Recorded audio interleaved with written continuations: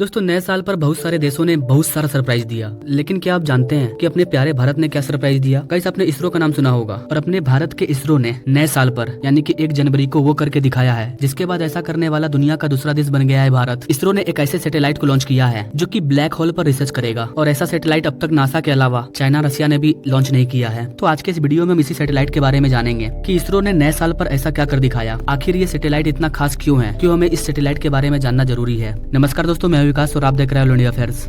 Now आप ये article देख सकते हैं, India is the second country to launch satellite to study x ray polarisation. जब ये सैटेलाइट लॉन्च हुआ यानी कि 1 जनवरी से ही ये न्यूज चर्चे में है, पूरी वर्ल्ड मीडिया इस न्यूज को कवर कर रही है। देखिए गाइस, ऐसा सैटेलाइट लॉन्च करने वाला भारत दूसरा देश है, तो इसका मतलब ये नहीं है कि अब ब्लैक होल पर रिसर्च सिर्फ भारत और नासा ही कर रहे हैं, ऐसा नहीं है। चाइना भी कर रहा है, चाइना इस लिस्ट से बाहर नहीं है। अभी हाल ही में मैंने ये वाला वीडियो बनाया था जिसमें मैंने ये बताया था कि चाइना ने दुनिया का सबसे डीपेस्ट लैब बनाया है जहाँ पर वो ब्लैक होल को स्टडी करेगा, लेकिन सैटेलाइट के मामले में भारत दूसरे नंबर पर आ चुका है। ये जो सैटेलाइट है इसको चाइना ने लॉन्च नहीं किया है, वो दूसरे तरीके से ब्लैक होल पर रिसर्च कर रहे हैं। लेकिन इस वीडियो में हम इस सैटेलाइट के बारे में जानेंगे, ये सैटेलाइट क्यों खास है, इससे भारत को स्पेस में क्या क्या फायदा मिलेगा। गाइस 2021 में नासा ने ऐसा सैटेलाइट लॉन्च किया था जो कि ब्लैक होल पर स्टडी करेगा और भारत ने भी ऐसा ही सैटेलाइट लॉन्च किया है। तो अब भारत और नासा में अंतर क्या है, ये एक इंपॉर्टेंट सवाल है। तो गाइस आपको बता दें कि गाइस भारत को तो आप जानते ही हैं कि भारत कैसा है। नासा ने इस सैटेलाइट को लॉन्च करने के लिए 1600 करोड़ रुपया खर्च किया है और भारत ने यानी हमने मात्र 250 करोड़ रुपया में इसे लॉन्च कर दिया। अब आप सोच कर देखिए, कहाँ 1600 करोड़ रुपया और कहाँ 250 करोड़ रुपया, जमीन आसमान का फर्क है और क्वालिटी सेम है हमारा। जहाँ तक अमेरिका का सैटेलाइट पहुंचा है वहाँ पर हमने अपने सैटेलाइट को भेज दिया है। ये है हमारी खासियत कि हम कम से कम पैसे में, कम बजट में बेस्ट से बेस्ट आउटपुट देते हैं और दुनिया हैरान रह जाती है कि जिन कामों को करने के लिए हमें इतने सारे रुपये खर्च करने पड़ते हैं, भारत उसे इतने कम बजट में कैसे सक्सेसफुली डेवलप कर ले रहा है। जैसे कि चंद्रयान 3।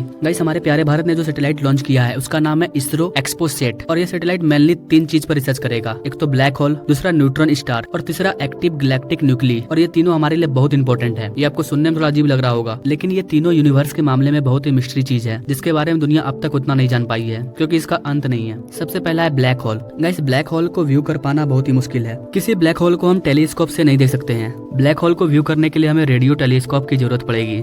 गाइस मैं अगर सिंपल लैंग्वेज में ब्लैक होल के बारे में बताऊं तो ब्लैक होल यूनिवर्स में एक ऐसा चीज है जो हमारे पूरे सौर मंडल को एक एक करके निगल जाएगा, क्योंकि ये जो ब्लैक होल है ना, ये अपने आसपास के सारे चीजों को अट्रैक्ट करता है, अपनी ओर खींचता है और इसका मेन रीजन है ग्रेविटी। पूरे यूनिवर्स में अगर सबसे ज्यादा कहीं पर ग्रेविटी है तो वो है ब्लैक होल में। आपको सुनकर के ये सब थोड़ा अजीब लग रहा होगा कि हमारा यूनिवर्स, हमारा सौर मंडल को ब्लैक होल निगल जाएगा, ये क्या बोल रहे हो। तो गाइस मैं आपको बता दूं कि मैं जो भी बता रहा हूँ, जो अब तक साइंटिस्ट ने खोज किया है उसके मुताबिक मैं आपको ये बता रहा हूँ, यही रियलिटी है। आने वाले टाइम में ये जो ब्लैक होल घूम रहा है इसमें बहुत ज्यादा ग्रेविटी है जो एक एक करके सारे प्लेनेट को निगल जाएगा, ऐसा साइंटिस्ट लोगों का कहना है। और इसलिए ब्लैक होल पर स्टडी करना बहुत ही जरूरी है, क्योंकि ब्लैक होल पर स्टडी करने के बाद ही हमें पता चलेगा कि आखिर ये यूनिवर्स काम कैसे कर रहा है। ऐसा क्या चीज है ब्लैक होल में जो दुनिया के हर एक चीज को अट्रैक्टिव कर सकता है अपनी ओर, यहाँ तक कि सूरज को भी। और साइंटिस्ट का तो कहना है कि ब्लैक होल में जो भी साइंस के, फिजिक्स के रूल हैं वो वहाँ पर लागू नहीं होते हैं, क्योंकि साइंटिस्ट ने जो भी फार्मूला बनाया है, जो भी नियम बनाया है, उन्होंने खुद के अकॉर्डिंग बनाया है। लेकिन ब्लैक होल एक अलग दुनिया है, वहाँ आपकी नहीं चलने वाली है, वहाँ के हर एक रूल अलग है। ब्लैक होल पर स्टडी करने के बाद ही हम समझ पाएंगे कि यूनिवर्स में अगर हमें एक्सप्लोरेशन करना है तो हमें किस तरह के इक्विपमेंट चाहिए होंगे। तो ये बहुत ही बोरिंग टॉपिक है, जो साइंटिस्ट लोग हैं उन्हीं के लिए मजेदार टॉपिक है। हम और आप इसे नहीं समझ सकते हैं, इसे समझने के लिए बहुत आगे तक पढ़ाई करना होगा। बट जो डाटा बोल रहा है, जो साइंटिस्ट लोग बता रहे हैं, वो चीज मैंने आपको बताया कि ब्लैक होल क्या है, ये कैसे वर्क करता है। वैसे तो ये टॉपिक मुझे बोरिंग नहीं लगता है, ये एक दुनिया से अलग हट के टॉपिक है जिसमें रहस्य ही रहस्य है और इसे सुलझाने में बहुत मजा आएगा। तो जिन लोगों को साइंस में इंटरेस्ट है वो इंटरेस्ट लेंगे। नाउ अब आते हैं न्यूट्रॉन स्टार पर। एक न्यूट्रॉन स्टार क्या होता है? गाइस पूरे दुनिया में ब्लैक होल के बाद कोई सबसे बड़ा मिस्ट्री है तो वो है एक neutron star. Guys neutron star, universe में जो बड़े बड़े स्टार होते हैं, बड़े बड़े तारा, जैसे कि सूरज भी एक तारा है, एक स्टार है सूरज भी। मान लीजिए सूरज एक स्टार है और इसके अंदर जो एनर्जी है, जब वो एनर्जी खत्म हो जाएगा, जब ये कोलैप्स करेगा, तो जब सूरज जैसे बड़े स्टार का एनर्जी खत्म हो जाता है, जब वो कोलैप्स कर जाते हैं तो वो एक न्यूट्रॉन स्टार बन जाते हैं। और साइंस की स्टडी में कई साइंटिस्ट का ये भी कहना है कि यही बाद में जाकर के ब्लैक होल भी बन सकते हैं। तो भारत ने जो एक्सपोसेट सैटेलाइट भेजा है वो ब्लैक होल के साथ साथ इस पर भी स्टडी करेगा और इसीलिए हमारा सैटेलाइट इंपॉर्टेंट है। नाउ अगला है एक्टिव गैलेक्टिक न्यूक्लाई। अब ये क्या है भाई? देखिए गाइस, ये भी एक तरह का ब्लैक होल ही है, लेकिन ये एक अलग टाइप का ब्लैक होल है। इसे सुपर मैसिव ब्लैक होल कहते हैं और इस पर अभी उतना ज्यादा स्टडी नहीं हुआ है, बल्कि स्टडी हो ही रहा है। तो हमने जो सैटेलाइट भेजा है वो इन तीनों पर स्टडी करेगा। कुल मिलाकर हमारा जो मेन टॉपिक था कि भारत ने ये जो सैटेलाइट लॉन्च किया, ये दुनिया का दूसरा सैटेलाइट है जो कि स्पेशली यूनिवर्स के इन पार्टिकुलर चीजों पर रिसर्च करने के लिए गया है। और जब भारत इन सारी चीजों पर रिसर्च करेगा तो भारत के साइंटिस्ट का जो पहचान है स्पेस के मामले में वो एक अलग ही लेवल पर होगा। वैसे तो चंद्रयान 3 के बाद ही हम काफी ऊंचे हो चुके हैं, लेकिन अब इसके जरिए हम चाइना से भी आगे निकल चुके हैं, क्योंकि ब्लैक होल की स्टडी करने के लिए सैटेलाइट लॉन्च करना ये अभी चाइना ने भी नहीं किया है। नासा ने 2021 में किया था और अभी मात्र 2 साल हुआ है और हमने भी एक सैटेलाइट लॉन्च कर दिया। और सबसे इंपॉर्टेंट चीज किया कि हॉलीवुड बॉलीवुड वाले जितना पैसा एक मूवी बनाने में खर्च करते हैं, उतना में इसरो के साइंटिस्ट एक सैटेलाइट लॉन्च कर देते हैं। ये हमारे भारत की खासियत है और यही चीज हमें आगे लेकर के जाएगी और दुनिया पर राज करवाएगी। अब आपको लग रहा होगा कि आप फालतू फेंक रहा है, लेकिन गाइस यही रियलिटी है। जो काम आप अरबों रुपया में कर रहे हैं उसे हम करोड़ों में कर दे रहे हैं। जो काम आप करोड़ों में कर रहे हैं वो काम हम लाखों में कर दे रहे हैं। तो जरा सा सोच करके देखिए, हमारे उसी साइंटिस्ट को अगर लाख के बदले करोड़ रुपया मिले, करोड़ के बदले अरबों रुपया मिले, तो वो क्या कर लेंगे? ये सोचने की बात है। और गाइस भारत जो भी कर रहा है वो मानवता के भलाई के लिए कर रहा है। अगर हमें स्पेस को समझना है तो हमें ऐसे सैटेलाइट की जरूरत है, और भारत अगर इन सारी चीजों पर रिसर्च करेगा तो इसका फायदा सिर्फ भारत को नहीं होगा बल्कि पूरी पृथ्वी को होगा। फॉर एग्जाम्पल, भारत ने खोजा कि चांद पर पानी है, तो अब दूसरे कंट्री को तो ये खोजना नहीं पड़ेगा ना कि चांद पर पानी है या नहीं है। भारत ने पहले ही प्रूव कर दिया कि चांद पर पानी है, तो हमने एक पॉजिटिव चीज करके दिया। अब अगर कोई देश चांद पर कुछ करना चाहेगा